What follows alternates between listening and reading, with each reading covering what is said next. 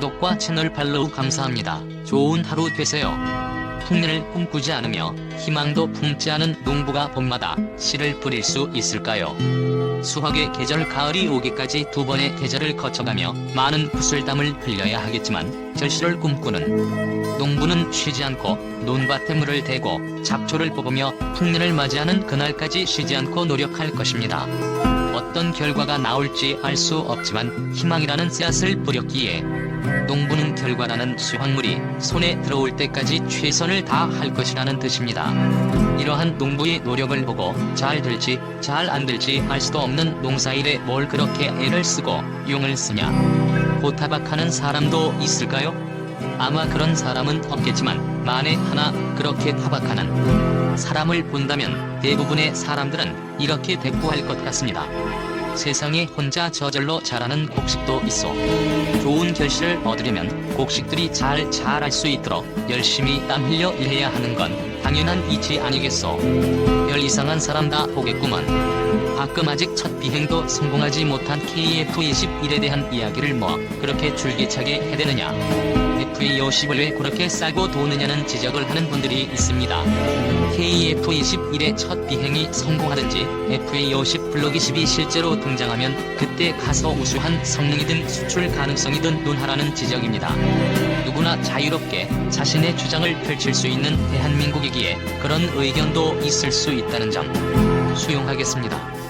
KF-21과 FA-50에 대한 각계각층의 전문가들이 알려주는 정보나 그들이 집필한 자료들을 바탕으로 아직 첫 비행도 성공하지 못했고 블록 20로 개량하지도 않은 국산 전투기들에 대한 많은 이야기들을 펼쳐나가고 있다는 점도 인정하겠습니다. 하지만 KF-21과 FA-50이라는 희망의 씨앗을 커다란 수확의 결실로 키워가는 주체는 과연 누구일까요? 대한민국 정부? 국방위원회 의원들? 방사청장? 아니면 한국항공우주산업 가입?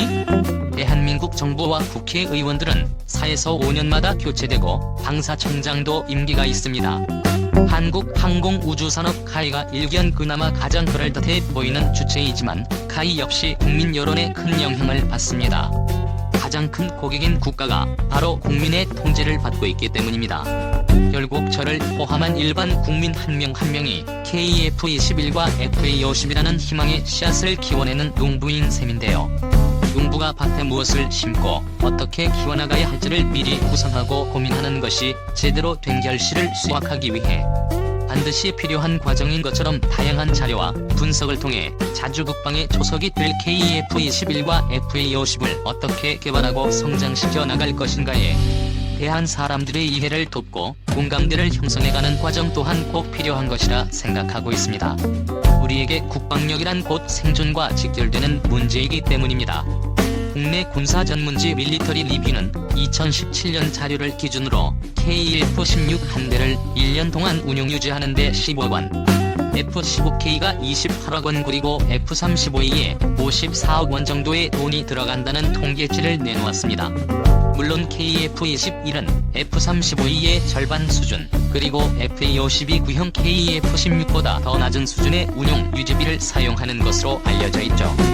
여기서 주의해야 할 부분은 대한민국 공군이 운영하고 있는 미국산 전투기들의 운용 유지와 개량에 필요한 비용 부담이 갈수록 심화되고 있다는 점입니다. 3조 7천억 F-15K 개량 사건에서도 알 수 있듯이 F-16 및 F-15 생산 라인의 가동률이 현저하게 떨어지면서 규모의 경제를 실현할 수 없게 되었고 이에 따른 비용의 상승은 피할 수 없을 것으로 보입니다. F-35E의 악명 높은 운용 유지비는 두말할 필요도 없고요. F-35의 가격이 계속 떨어지고 있기 때문에 어설픈 4.5세대 전투기 KF-21은 세계 시장에서 경쟁력이 없을 것이라고 호평하는 사람들도 있습니다. 하지만 KF-21 사업 책임자인 정광선 단장은 다음과 같이 지적합니다. 지금 F-35의 가격이 떨어지고 있는 것은 사실이지만 앞으로 몇 년의 시간이 흐르면 F-35의 가격은 다시 상승하게 될 것이다. F-16의 최신 사양인 F-16V의 예를 들어보자. 현재 F-16V 한 대 가격이 약 1억 달러, 한화 1200억으로 F-35보다도 비싸다. 현재 F-35는 대량 생산으로 공정이 최적화되고 규모의 경제가 실현되고 있어 가격이 떨어지고 있지만 신규 생산 물량이 없는 F-16V는 반대로 가격이 올라가고 있는 것이다. 그러나 F-35의 천문학적인 운용 유지비의 골머리를 앓고 있는 미공군은 주문 숫자를 처음보다 확연하게 줄였으며 시간이 흐를수록 F-35의 물량도 줄어들 수밖에 없다. 이후 남는 것은 자연스레 올라가는 가격뿐이다. KF-21의 경우 2026년을 기준으로 10년 이상 생산 라인이 가동될 것으로 보여 가격 경쟁력에서 F-35에 뒤처지는 일은 결코 일어나지 않을 것이다. 2022년 4월 4일 미국의 군사 전문지 에어포스 매거진은 미공군이 앞으로 F-16을 20년 정도 더 운용할 계획을 가지고 있다는 내용의 기사를 실었습니다. 그리고 전통적인 하이로우 믹스로 대표되던 미공군의 전력 구조를 로우 미디엄 급능력을 지닌 F-16과 미디엄 하이 급능력을 갖춘 F-15X 및 F-35로 채우는 종형 곡선으로 바꾸어 나가겠다는 의지도 표명했죠. 종형 곡선이란 말 그대로 엎어놓은 종 모양처럼 생긴 곡선으로 미공군은 2030년대 중후반까지 가장 많은 숫자를 차지하는 전술기로서 F-16과 F-35를 위치시키고 있습니다. F-35는 이해가 되는데 F-16을 앞으로 20년이나 주력으로 써먹겠다는 미공군의 태도를 어떻게 이해해야 될까요? 미공군은 작년부터 5세대 스텔스 전투기 F-35에 있어 가장 큰 문제점으로 운용 유지에 들어가는 막대한 금액의 비용을 지적해왔습니다. 또한 아무리 천조국인 미국이라 하더라도 6세대 공중무색이 NGAD를 많은 숫자로 생산하기 어렵다는 현실을 냉정하게 반영하고 있습니다. F-35보다 더 복잡하고 진보된 기술이 접목되는 만큼 기체를 생산하고 운영 유지하는 데 천문학적인 수준의 돈이 들어가게 되겠죠. 따라서 미공군은 어떻게든 전술기 운영 유지에 들어가는 비용을 줄이면서 전투력도 유지하는 방안을 찾으려 노력하고 있습니다. 20년이 지나 F-16을 퇴역시키게 되더라도 F-35를 늘리는 것이 아니라 MRX라고 불리는 신형 4.5세대 비스텔스 전투기를 개발해서 그 뒤를 맡기겠다는 구상을 피력하고 있는데요. 일단 2022년 4월 4일 미국의 군사 전문지 에어포스 매거진이 게재한 기사 내용을 살펴본 뒤 이야기를 이어나가 보도록 하겠습니다. 이달 말에 발표될 예정인 추가 예산 문서들은 F-16을 향후 20년 이상 더 운용할 수 있도록 구상된 성능 결양 프로그램에 대략적인 윤곽을 보여주기 시작할 것이라고 미공군에서 전술기 조달을 책임지고 있는 기획 및 프로그램 참모 부장이 말했다. 여기 더해 그는 미공군이 2028년 혹은 그 직후까지 F-16을 대체할 기종을 결정할 필요는 없을 것이라고 덧붙였다. F-16은 뛰어난 스텔스 능력과 생존 능력을 필요로 하지 않는 다양한 임무의 이상적인 기체가 될 것이라고 데이비드 S. 나홈 중장은 에어포스 매거진과의 인터뷰에서 말했다. F-16은 앞으로도 계속해서 로우급 다목적 전투기로서 미공군 전력 강화의 밑거름이 되어줄 것이라는 뜻이다. 나홈 중장은 F-16이 5세대 전투기들보다 현저히 저렴하며 많은 양의 저강도 임무를 훌륭히 수행해낼 수 있는 플랫폼이라고 설명했다. F-16은 중동에서 임무를 완수한 지 일주일 만에 다시 돌아와 전투 초기의 비행처럼 미국 영공을 방어하는 출격 임무도 즉각적으로 수행할 수 있는 전투기입니다. 뿐만 아니라 F-16은 미공군이 해외 작전을 위해 보유하고 있는 다른 항공 플랫폼 운용 유지에 들어가는 비용의 절반 수준으로도 이 모든 임무를 완벽하게 수행해낼 수 있습니다. 그야말로 놀라운 전투기라고 할 수 있죠. 나홈 중장은 단언한다.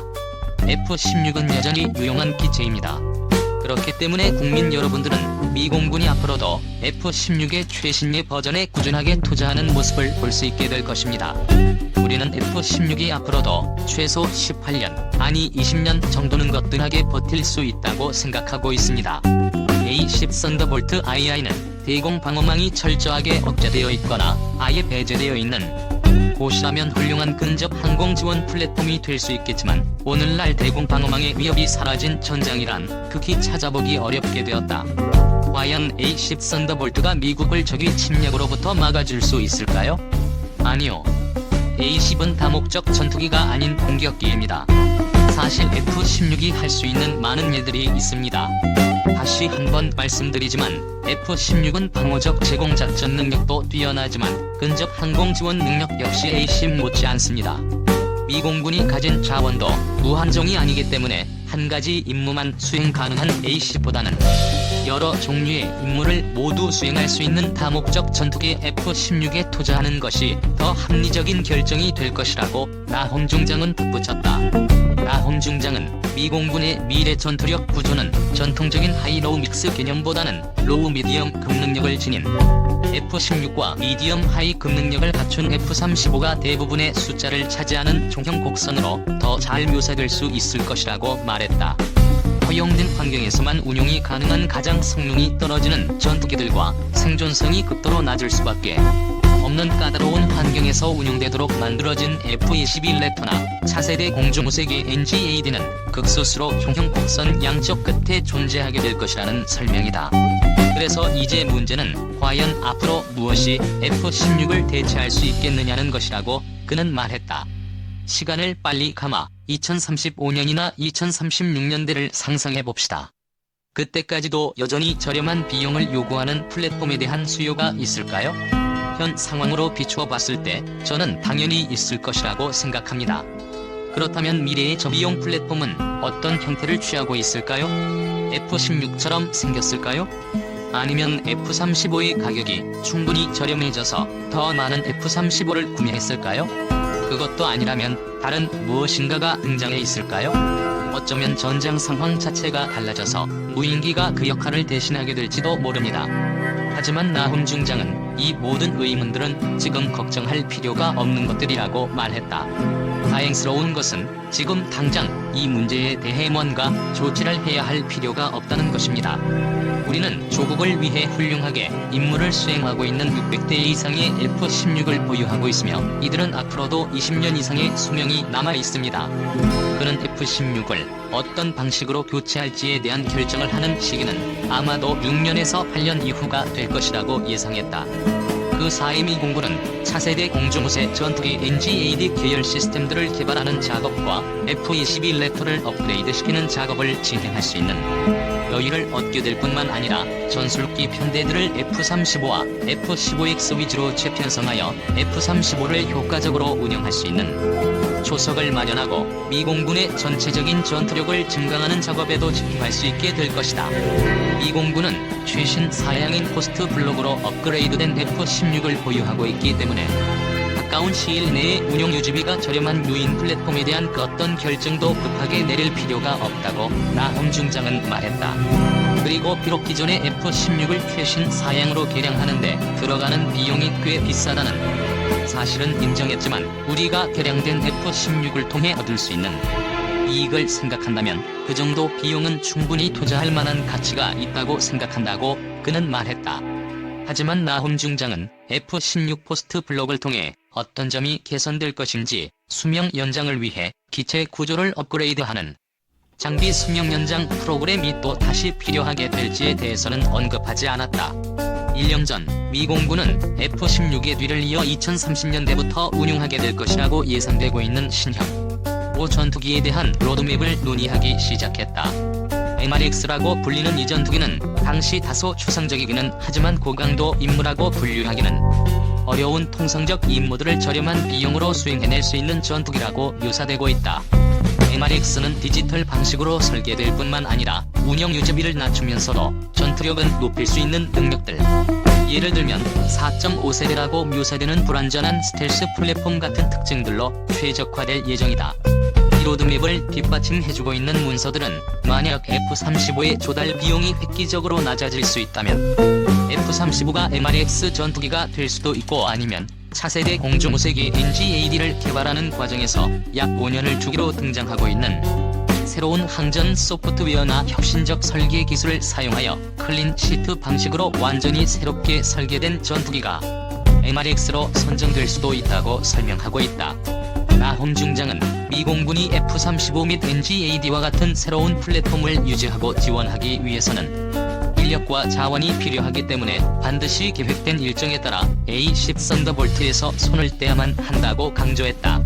그는 A-10을 운영하고 정비하는 일에 매여 있는 인원들을 언젠가는 현재 본격적으로 생산되고 있는 F-35를 운영하고 정비하는 작업에 재배치시킬 수밖에 없다고 지적했다.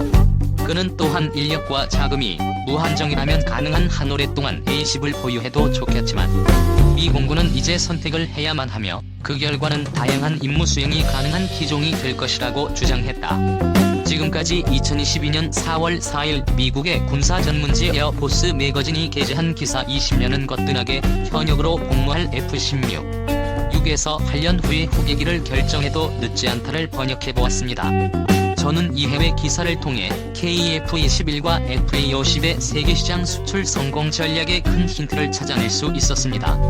에어포스 매거진이 보도한 내용에 따르면 미 공군은 2040년대가 되면 F-16의 후계 기종을 선택해야만 하는데요.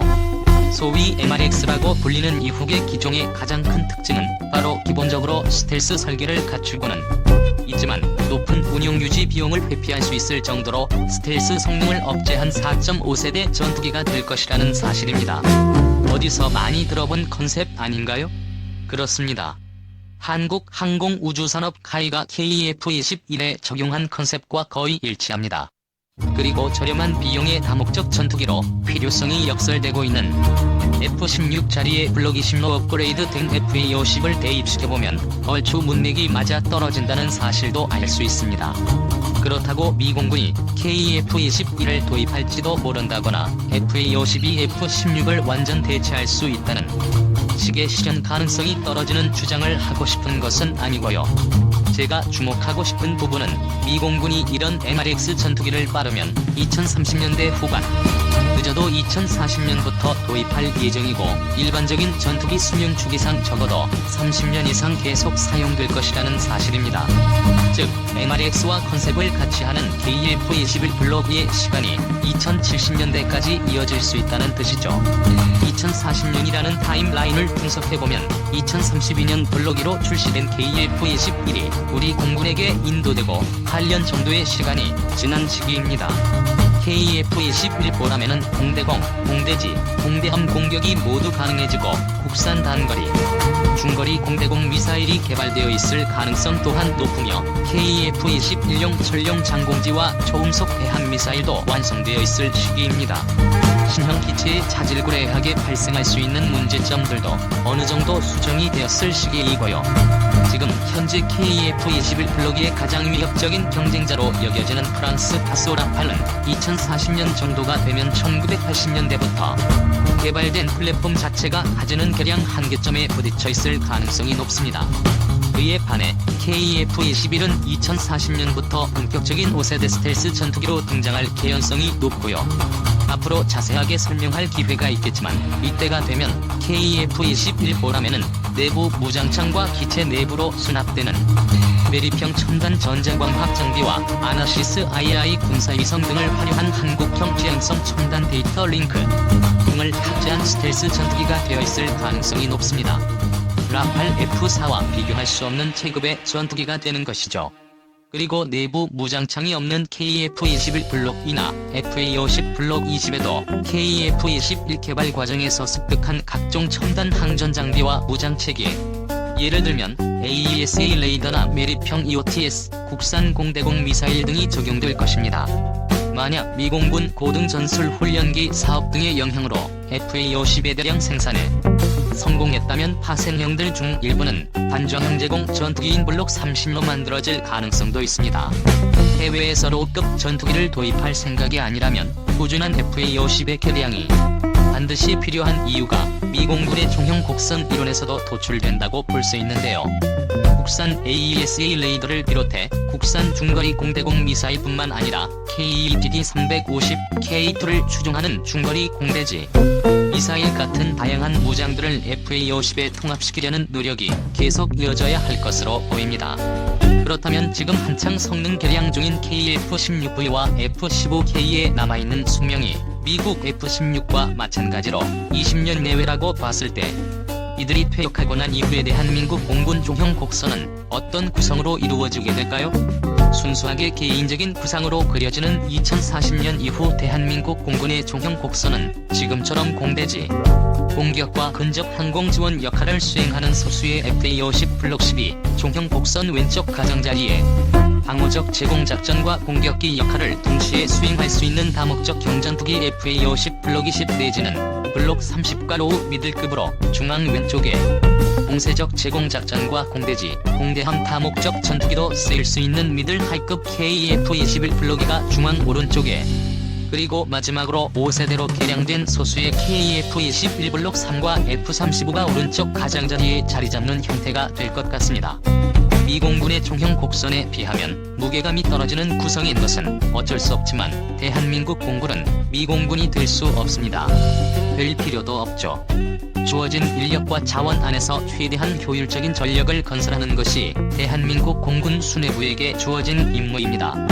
무엇보다도 KF-21 블록 2 같은 첨단 4.5세대 전투기가 2040년 이후에도 적극적으로 활용될 것이라고 미국 역시 인정했다는 사실이 매우 고무적이라는 생각이 듭니다. 따라서 로우급과 로우 미디엄급으로 세분화될 수 있는 FA-50과 미디엄 하이급과 하이급으로 세분화될 수 있는 KF-21의 조합의 등장은 2040년 이후 공군 예산이 풍부한 선진국뿐만 아니라 예산을 아껴야만 하는 개발도상국이나 제3세계 국가들에게도 무척이나 매력적인 선택으로 다가갈 수 있지 않을까 분석해봤습니다.